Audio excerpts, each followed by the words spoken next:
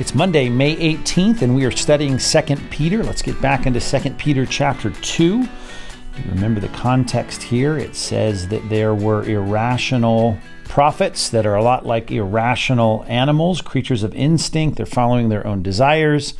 They're going to, which is the whole context of chapter 2, going to, as it says here in verse 13, suffer wrong as the wages for their wrongdoing. And it talks about all the things that they do here in this context. And then it reminds us of the story of Balaam, verse 15.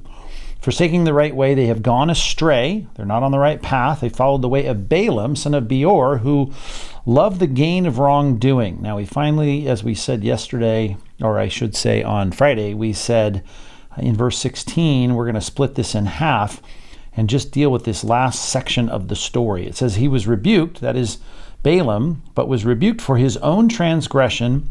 A speechless donkey spoke with a human voice and restrained the prophet's madness. And just for the sake of making sure we know the biblical story, this is a bit of an extended reading. Let's read the original story in Numbers chapter 22, starting in verse 22, to give you a bit of this whole story of a speechless donkey and being rebuked by an animal. Okay, Balaam, as you remember, on Friday we said, was hired by Balak, and Balak had hired him to curse Israel because he was afraid of the threat that these traveling nomadic Israelites were going to be on his kingdom. And so Balaam ends up going, and it says in verse 22 of Numbers 22, God's anger was kindled because he went. And the angel of the Lord took his stand in the way of his adversary, okay, which was in this case Balaam, and now he was riding on the donkey. The donkey was his donkey, and he had his donkey for a long time, as we'll see, and his two servants were with him. Verse 23, and the donkey saw the angel of the Lord, which is an interesting way to put this. I mean, the personification of this donkey, seeing something that is unseen. So this is a unique endowment that God gives this animal. He's standing in the road, and the angel of the Lord has a drawn sword in his hand. And the donkey turned aside out of the road and went into the field. You can imagine riding this donkey. Balaam, it said, struck the donkey, hit the donkey, and he turned to her in the road, to turn her into the road, rather, get him back on the path. The angel of the Lord stood in the narrow path between the vineyards and with a wall on either side.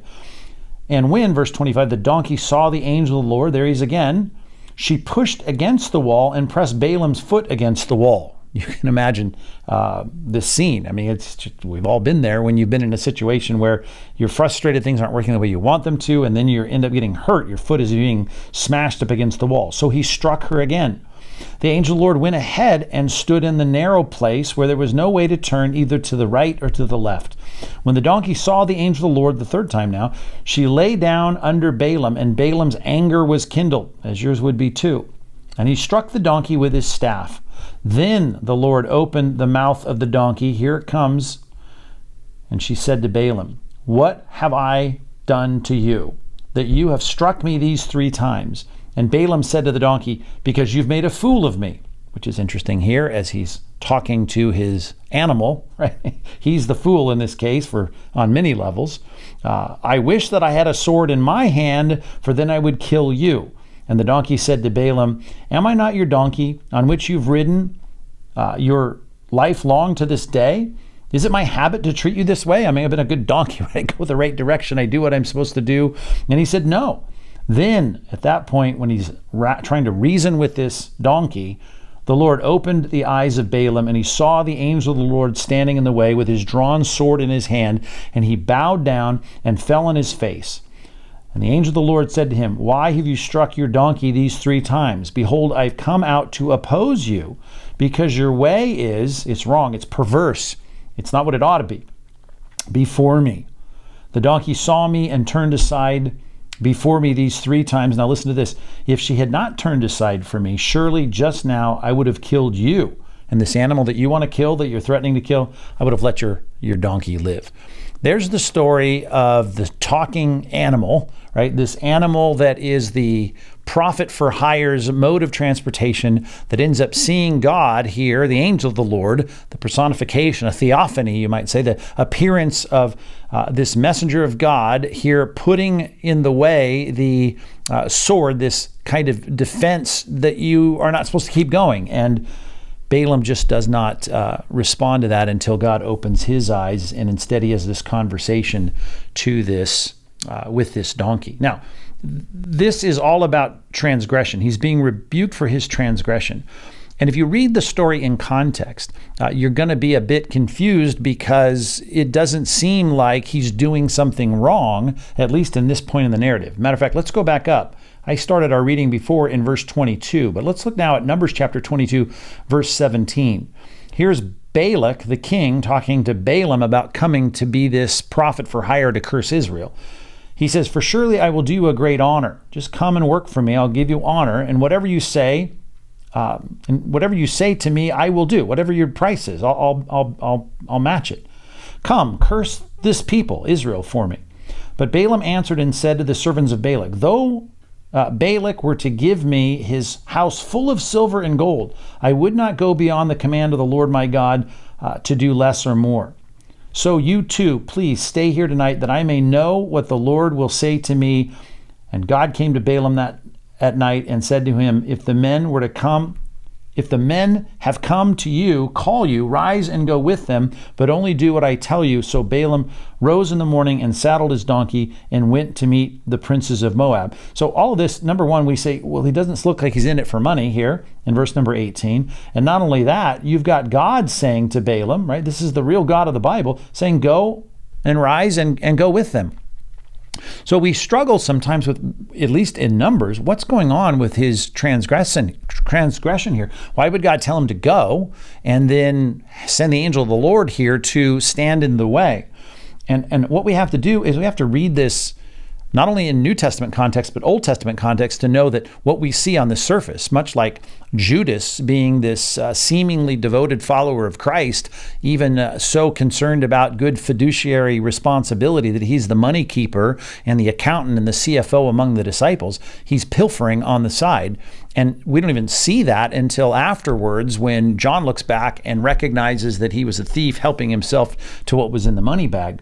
And so it is here that we can read between the lines in the story, and we're about to, but we get the clear commentary afterwards here in the New Testament, which is what we saw in the rabbinic writings, the Old Testament and the Talmud, lots of extra biblical writings about Balaam, because he does show up a lot. There's a lot of airtime for Balaam in the Old Testament.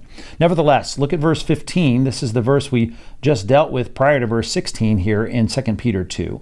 He says, "Forsaking the right way, they have gone astray," talking about the false teachers here. "They have followed the way of Balaam, son of Beor, who," and this is what we know is true about him, "he loved the gain from wrongdoing." Okay, that we know is his motive. As it says in Jude 11, "Woe to them, they've walked in the way of Cain, they've abandoned themselves for the sake of gain.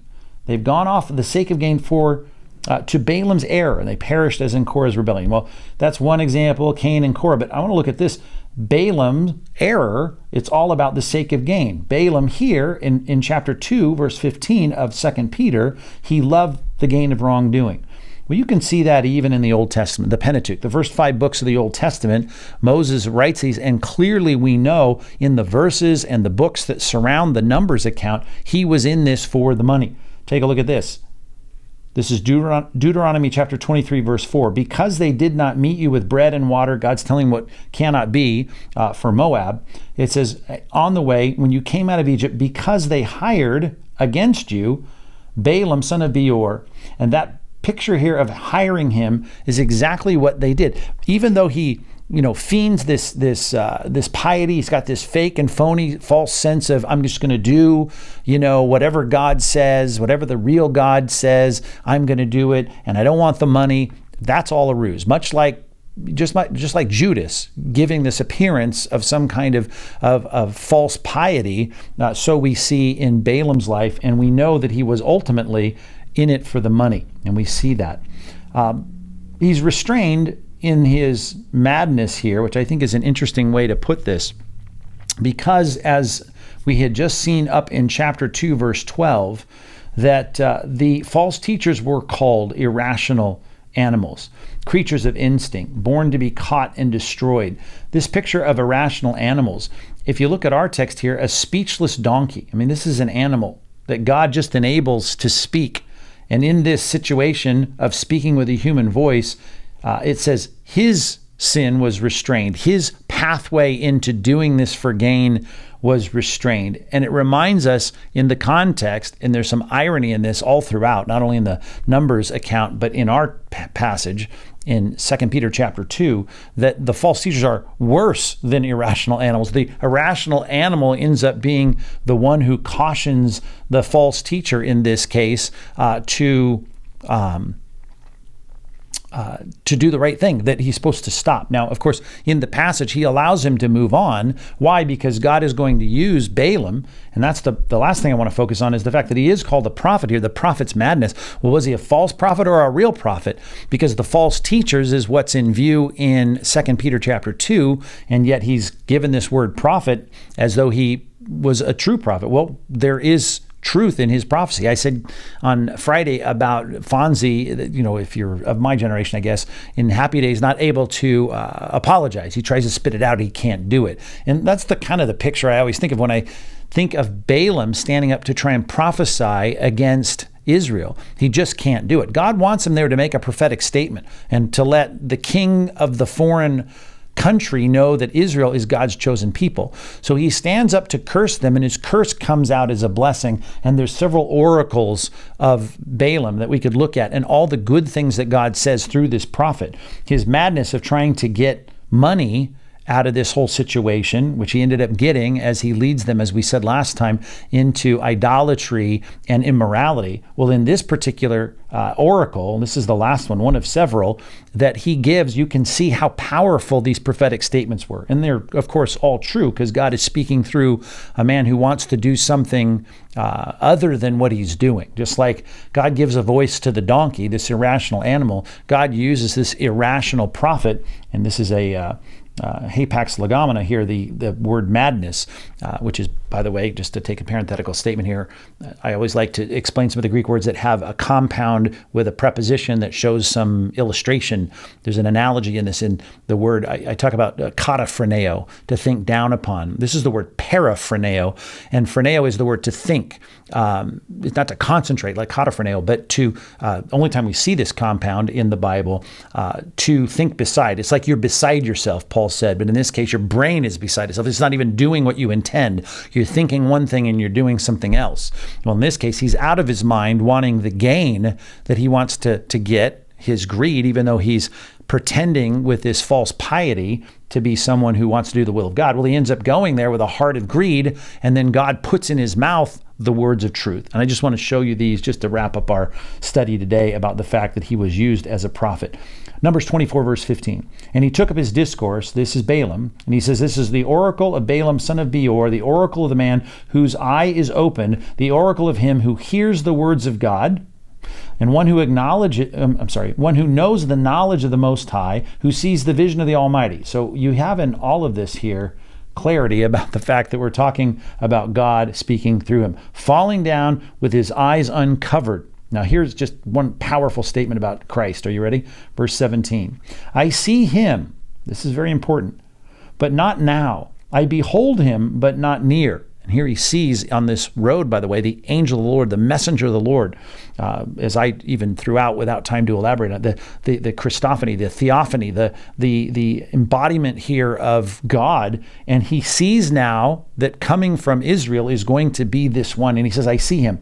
Not now, not in the 15th century BC, but he says, I behold him, not near, not now. But look at this. We think of these concepts at Christmas. A star shall come out of Jacob, which of course is Israel, right? A scepter shall rise out of Israel. This is just Hebrew parallelism here, talking about the people of God that he's trying to curse. A scepter, that's the idea, a star and a scepter, the king, the ultimate king, it shall crush the forehead of Moab. You can imagine paying a guy to curse your enemies, and he says of your enemies, hey, there's going to be one coming. He's not near, not now, but eventually, and he's going to be the ultimate king, and the scepter and the star and the great one, the monarch, is going to arise out of this nation, and he's going to be not only crushing Moab, but having the dominion of all the people of the earth. I want you to think for a second about that. That is so far ahead of the monarchy. We've got 400 years to go until we actually have King Saul on the stage. And this is a picture of a people that would not even have a monarch for a long time. And the picture is of a monarch, not Saul, not David, not Solomon, but ultimately the great son of David, Jesus Christ, the star that comes out of Jacob, the scepter, the ruler, the king that comes out of Israel, who will become the one who rules all people. And even though Balak wanted to hire Balaam to say bad things about Israel, the truth of the prophet's words, false prophet for hire who speaks the prophetic truth about Christ in this passage, is a great reminder of God's sovereignty over all things, even the tongue of a donkey and the tongue here of a false prophet, and God and his will and his prophetic promise is established in Scripture. And we celebrate the fact that God is working out his will, working out the counsel of his will. After all of his plans are laid out to the prophets, he fulfills them, in this case 1,400 years later. And we celebrate that looking back now 2,000 years ago at the coming of Jesus Christ to earth. So some insights here, I hope, into Balaam and Balak and into Christ, and we'll pick up this more tomorrow on Tuesday. So thanks for listening. Be sure to subscribe. We'll be back as we continue through our study of 2 Peter chapter 2.